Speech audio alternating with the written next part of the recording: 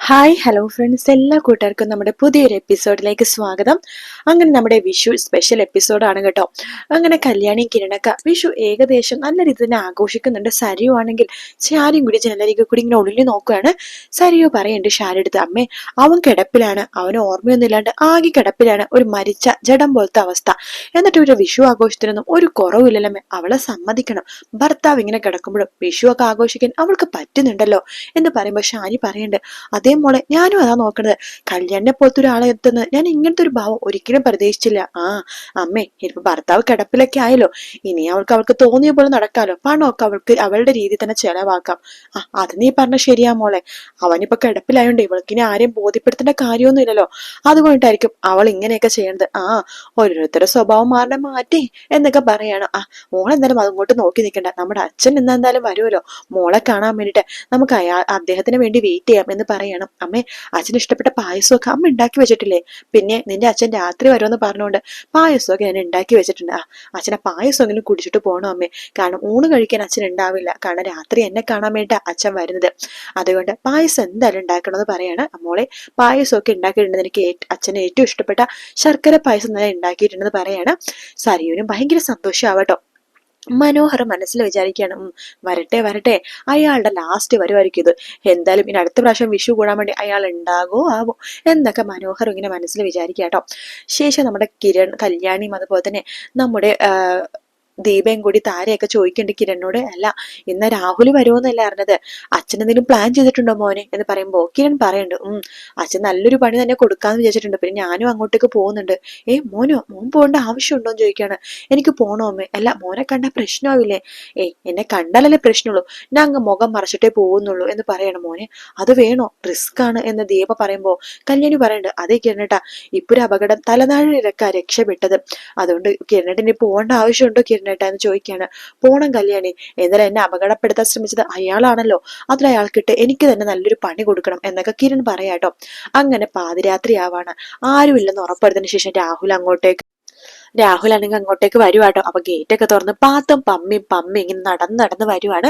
കിരൺ ഇത് കാണുന്നുണ്ട്. കൂടെ സേനയുടെ 2 ഗുണ്ടകൾ കൂടി കൂടെ ഉണ്ട് കേട്ടോ.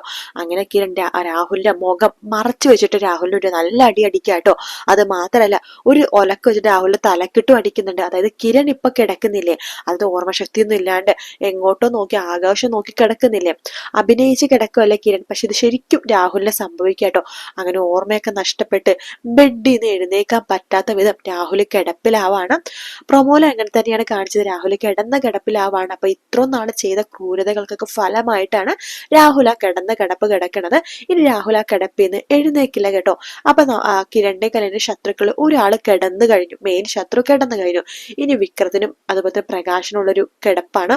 അങ്ങനെ പ്രകാശൻ വിക്രത്തോട് പറയണ്ടേടാ മോനെ, ആ രാഹുല് വിഷുവായിട്ട് മോളെ കാണണമെന്ന് പറഞ്ഞ് പോയതാണ്, ഇതുവരെ തിരിച്ചു വന്നില്ലല്ലോ എന്ന് പറയുമ്പോൾ വിക്രം പറയണ്ട്, ഞാൻ അങ്കിളിനോട് പറഞ്ഞതാണ് അങ്ങോട്ട് പോവണ്ട, ആ ചന്ദ്രസേനന്റെ ഗുണ്ടകൾ അവിടെ കൂടെ തന്നെ ഉണ്ട്, എന്തെങ്കിലും സംഭവിച്ചോന്നോ നമുക്ക് അവിടെ പോയി അന്വേഷിച്ച് നോക്കാനും പറ്റാത്ത അവസ്ഥയാണല്ലോ വെച്ചാ, നീ ഒരു കാര്യം ചെയ്യ്, ആ സരയൂനൊന്ന് അവളുടെ പൈസ മേടിച്ച് അന്ന് ഗുണ്ടകളെ വെച്ചിട്ട് കാര്യം നടക്കാത്തോണ്ട് അവളെ ഞാൻ പിന്നെ വിളിച്ചിട്ടൊന്നും ഇല്ല എന്ന് വിക്രം പറയാണ്. എടാ അതിന് നീ ഗുണ്ടകളെ വിട്ടിട്ട് കിരണിട്ട് പണി കൊടുത്തില്ലെങ്കിലും രാഹുലല്ല ഗംഗപ്രസാദ് ഗുണ്ടകളെ വിട്ടിട്ട് പണി കൊടുത്തില്ലേടാ, അതുകൊണ്ട് അവൾക്ക് ദേഷ്യമൊന്നും ഉണ്ടാവില്ല, നീ വിളിച്ചു നോക്ക്, രാഹുലിന് എന്ത് സംഭവിച്ചെന്നെങ്കിലും അറിയാലോ എന്ന് പറയണം. ഞാൻ വിളിക്കാച്ച എന്ന് വിക്രം പറയുന്നുണ്ട്. അങ്ങനെ രാവിലെ നമ്മുടെ സരയും ഷാരി കണിയൊക്കെ വെച്ചിട്ട് ഇങ്ങനെ കാത്തിരിക്കാട്ടോ. ഷോ അച്ഛൻ രാത്രി വന്നില്ലല്ലോ അമ്മേ, എന്തൊരവസ്ഥയാണ്. അതൊക്കെ പോട്ടെ മോളെ, നമുക്ക് കണി കാണാം എന്ന് പറഞ്ഞിട്ട് അവർ രണ്ടൊരു കണി കാണാണ്. ശേഷം രാവിലെ വാതിൽ തുറന്ന് നോക്കുമ്പോൾ ഷാരി ഞെട്ടിപ്പോവാണ്. മുറ്റത്ത് ദേ കിടക്കുന്നു ചത്ത പോലെ രാഹുല്.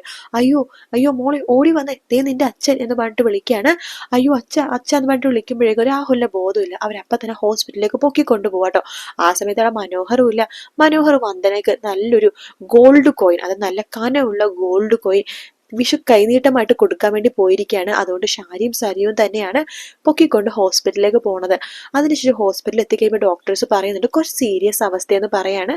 അങ്ങനെ ഡോക്ടർ നോക്കിയതിനു ശേഷം പറയുന്നുണ്ട്, സോറി ഇയാൾ കോമ അവസ്ഥയിലാണ്, ഇനി ബെഡിൽ നിന്ന് എഴുന്നേക്കില്ല, ഓർമ്മശക്തി നഷ്ടപ്പെട്ടു എന്ന് പറയാണ്. ഷാരി പറയുന്നുണ്ട്, കിരണിനെ പോലെ തന്നെ ആയല്ലോ മോളെ നിന്റെ അച്ഛനും എന്ന് പറയാണ്. അവർക്ക് ഭയങ്കര വിഷമമുണ്ട് കേട്ടോ. ശേഷം അന്ന് തന്നെ ഹോസ്പിറ്റലിൽ ഡിസ്ചാർജ് ആയിട്ട് അന്ന് തന്നെ ഹോസ്പിറ്റലിൽ നിന്ന് ഡിസ്ചാർജ് ആയിട്ട് രാഹുലിനെ വീട്ടിലേക്ക് കൊണ്ടുവരാട്ടോ. ആ കാഴ്ച കിരണും കല്യാണിയൊക്കെ ജനൽ വഴി നോക്കി കാണുന്നുണ്ട്. ഹാവു, അങ്ങനെ കിരണേട്ടൻ ഒരുപാട് നാള് ഇങ്ങനെ കിടക്കുന്ന കാര്യം സന്തോഷത്തിന് അമ്മയും മോളും കൂടി എന്തായാലും അവർക്കിട്ട് ഈ പണി കൊടുത്ത് തന്നെ കൊടുത്തത് നന്നായി എന്ന് പറയാണ്. അങ്ങനെ ഒരു വീട്ടിലേക്ക് എത്തണതും തന്നെ സരയുവാണെങ്കിൽ മനോഹറിനെ വിളിക്കുന്നുണ്ട്. മനുവേട്ട ഇത് എവിടെയാ എന്നൊക്കെ ചോദിക്കുമ്പോൾ എന്റെ മോള് ഞാൻ പറഞ്ഞതല്ലേ ഒരു മീറ്റിംഗിലാണെന്ന്, മോള് ഫോൺ വെക്ക്, അതിൽ അച്ഛന്റെ ഒരു കാര്യം പറയണേ, എനിക്ക് ആരുടെ കാര്യവും കേൾക്കണ്ട, ഇവിടെ ഇമ്പോർട്ടന്റ് മീറ്റിംഗ് നടക്കുകയാണ് എന്ന് പറഞ്ഞിട്ട് മനോഹർ ഫോൺ കട്ടയാണ്. ശേഷം വന്ദനയുടെ അടുത്തേക്ക് പോയിട്ട് വന്ദനടുത്ത് ഇങ്ങനെ മുട്ടുന്നുണ്ട് കേട്ടോ. വന്ദന വാതിൽ തുറക്കാണ്. നല്ല കേരള സാരി കൊടുത്തിട്ടുണ്ട് വന്ദന നിൽക്കുന്നത്.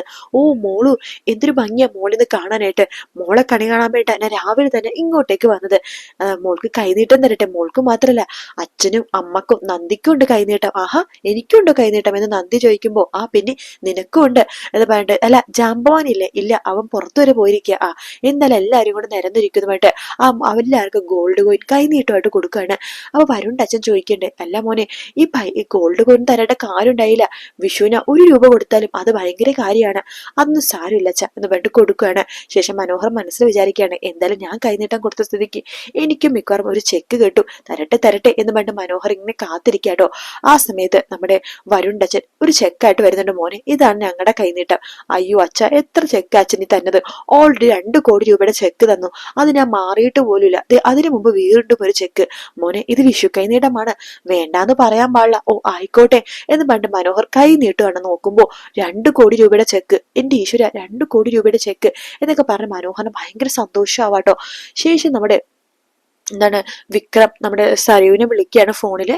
സരയു ഫോൺ എടുക്കണ്ട്. എന്താടാ വിക്രം, എന്താ നീ വിളിച്ചത്? അല്ല അങ്കിള് ഇവിടെ നിന്ന് അങ്ങോട്ട് പോയായിരുന്നു, നിന്നെ കാണാനായിട്ട് വിഷുവിന്, അല്ല അങ്ങോട്ട് വന്നിരുന്നു അങ്കിള്, തിരിച്ചിങ്ങോട്ട് വന്നില്ല എന്ന് പറയുമ്പോ സരയു നടന്ന കാര്യമൊക്കെ പറയാണ്. അച്ഛൻ രാവിലെ ആയപ്പോഴേക്കും ബോധമില്ലാതെ മുറ്റത്ത് കിടക്കണതാണ് കണ്ടത്, ഞങ്ങൾ ഹോസ്പിറ്റലിൽ പോയിട്ട് ഇങ്ങോട്ട് തിരിച്ചു വന്നേ ഉള്ളൂ, അച്ഛൻ ഇനി ബെഡിൽ നിന്ന് ഒരിക്കലും എഴുന്നേക്കില്ല, ഓർമ്മശക്തി നഷ്ടപ്പെട്ടു എന്ന് പറയാണ്. നീ എന്തൊക്കെയാ സരയു പറയുന്നത് വിക്രം ചോദിക്കുമ്പോ സത്യട പറയണെന്ന് പറയാണ്. ഷോ അത് ഭയങ്കര കഷ്ടമായി എന്ന് പറഞ്ഞിട്ട് ഫോൺ വെക്കാണ് വിക്രം. പ്രകാശം ചോദിക്കണ്ടേ, എന്താണ് മക്കളെ എന്താ സംഭവിച്ചത്? ഒന്നും പറയണ്ടച്ചാ, അവിടെ പോയില്ലേ രാഹുൽ എന്ന് പറഞ്ഞ എന്റെ അങ്കിള് ആ സരയു സ്വന്തം മകളെ കാണാനായിട്ട്, നമ്മൾ പറഞ്ഞതല്ലേ പോവണ്ടെന്ന്, അയാളെ കിടത്തിലാക്കി. വേറെ ആരുമല്ല ആ ചന്ദ്രസേനൻ.